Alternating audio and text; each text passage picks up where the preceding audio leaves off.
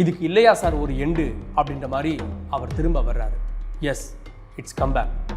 2019 நம்ம எதை பார்த்து பயந்தோம், 2020 நம்ம எதுக்காக முடங்கியிருந்தோம், 2021 நம்ம எதை நினச்சி அவ்வளோதான் இனி அப்படின்னு நினச்சோமோ அது இப்போ 2026 வருது. COVID-19 இப்போது பல உருமாற்றத்துக்கு அப்புறமா மீண்டும் வருது.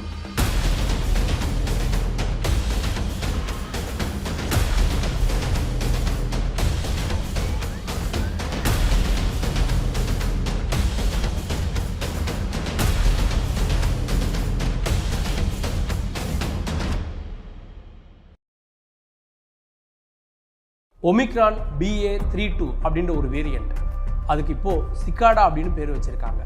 சிக்காடா அப்படின்னா அது ஒரு சிறிய வகை பூச்சி, நம்ம மாதிரி இருக்கும். இந்த பூச்சி எப்படி மாசா திடீர்னு வருதோ அது மாதிரி புதுசாக ஒரு வேரியண்ட் உருமாறி இப்போது மனிதர்களை தாக்க ஆரம்பிச்சிருக்கு. உலக சுகாதார நிறுவனம் உன்னிப்பாக கவனிக்க வேண்டிய வேரியண்ட் அப்படின்னு இதை வகைப்படுத்தியிருக்கு. என்ன நடந்துச்சு நமக்கெல்லாம் 2020, 21, ஏன் 22 வரைக்கும் கோவிட் மேலே பயம் இருந்தது. அதுக்கப்புறமா நம்மளாம் வேக்சின் போட்டுட்டோம். அதுக்கப்புறமா கோவிட் இங்கே இல்லை அப்படின்னு நம்ம நினைக்கிறோம். கோவிட் பல நாடுகளுக்கும் போயிட்டு கொரோனா அதனுடைய பல்வேறு தன்மைகளை மாற்றிட்டு இப்போ மீண்டும் உலகத்தை தாக்க ஆரம்பிச்சிருக்கு. இந்த முறை 70லிருந்து 75 முறை அது தன்னுடைய வடிவத்தை உருவத்தை மாற்றிருக்கு. அது எப்படின்னா, எந்த ஒரு சக்தி தன்னை அழிக்குதோ அதுக்கேற்ற மாதிரி அதை அழிக்காமல் தன்னுடைய உருவத்தை மாற்றிக்கிறது தான் மியூட்டேஷன், உருமாற்றம் அப்படின்றோம். அப்படி இது 70லிருந்து 75 முறை மாறி இப்போ மீண்டும் வருது. கோவிட், கொரோனா அப்படின்னாலே அதனுடைய முள் மாதிரியான விஷயங்களை தான் ஃபோட்டோவில் பார்த்துருப்போம். அதை ஸ்பைக் புரதம் அப்படின்றோம்.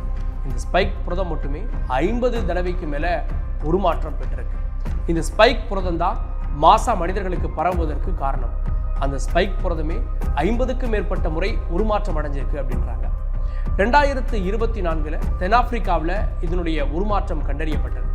2025 அமெரிக்காவில் இதனுடைய பாதிப்புகள் கண்டறியப்பட்டது. 2026 இப்போ வரைக்கும் உலகத்தினுடைய பல நாடுகளில், குறிப்பாக ஐரோப்பிய நாடுகளில் இது பாதிப்பை ஏற்படுத்தியிருக்கதா சொல்கிறாங்க. பாதிப்பு அப்படின்னா 1, 2 அப்படின்னா மார்ச் மாத தொடக்கத்தில் மட்டும் இதனுடைய பாதிப்பு உலகம் முழுக்க 7000 அப்படின்றாங்க. உலக சுகாதார நிறுவனம் WHO இதை கண்காணிப்பில் இருக்கக்கூடிய ஒரு வகை அப்படின்னு சொல்லியிருக்காங்க. காரணம் என்னன்னா, நம்முடைய நோய் எதிர்ப்பு திறன், நம்ம வேக்சின் போட்டிருப்போம் இல்லையா, இந்த வேக்சின் நமக்குள்ள நோய் எதிர்ப்பு திறனை, ஆன்டிபாடிஸை உருவாக்கியிருக்கோம். அதிலிருந்து எப்படி தப்பிக்கணும் அப்படின்னு 70 முறைக்கு மேலே பயிற்சி எடுத்து மாறி மாறி திரும்ப வருது.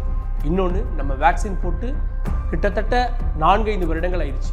அப்படி இருக்கப்போ நம்முடைய நோய் எதிர்ப்பு சக்தி குறைஞ்சிருக்கும். இது ஒரு புதிய மாற்றத்தோடு வர்றப்போ பாதிப்பை ஏற்படுத்தலாம் அப்படின்னு அஞ்சுறாங்க. இன்னொன்று, இது பரவக்கூடிய விகிதம், இந்த டப்ளிங் ரேட் அப்படின்வாங்க. இது தன்னுடைய ஸ்பைக்கை மாற்றிருக்கிறதன் மூலமாக இன்னும் அதிகமாக பரவுவதற்கு வாய்ப்பு இருக்குது அப்படின்னு உலக சுகாதார நிறுவனம் நினைக்குது. முந்தைய கோவிடுக்கும் இதுக்கும் அறிகுறி மாற்றம் இருக்கா அப்படின்னா அறிகுறி மாற்றம் பெருசாக இல்லை. தொண்டை வலி, மிக கடுமையான தொண்டை வலி இருக்கும், இருமல் இருக்கும், தலைவலி இருக்கும், சிலருக்கு காய்ச்சல் இருக்கும், தசைவலி இருக்கும், உடலில் அங்கங்கே தடுப்புகள் ஏற்படும். இதுதான் பழைய கோவிடில் பார்த்த அறிகுறிகள். அதே தான் இருக்கும். இந்த கோவிட் புது வேரியண்ட்டை நினச்சி மனிதர்கள் ஃபுல்லாகவே பயப்படணுமா அப்படின்னா இல்லை. அதுக்கு சில ஆறுதலான செய்திகளும் காரணங்களும் இருக்குது. அதுக்கு 4 முக்கியமான காரணங்கள் இருக்குது. ஒன்று, நம்முடைய உடலில் இயற்கையாகவே இருக்கக்கூடிய எதிர்ப்பு சக்தி. இன்னொன்று, நம்ம கோவிட் வேக்சின் போட்டிருக்கதால கோவிட் போன்ற தொற்றுகள் வர்றப்போ நம்முடைய உடலுடைய செல்களில் இருக்கக்கூடிய மெமரி, அதுக்கு எதிரான எதிர்ப்பு சக்தி உருவாக்கக்கூடிய வாய்ப்புகள் இருக்குது. 2வது, இது நுரையீரலை எந்த அளவுக்கு தாக்கும், பெரிய அளவுக்கு தாக்குமா அப்படின்றத பற்றி இப்போ வரைக்கும் ஆய்வு தான் போயிட்டுருக்கு.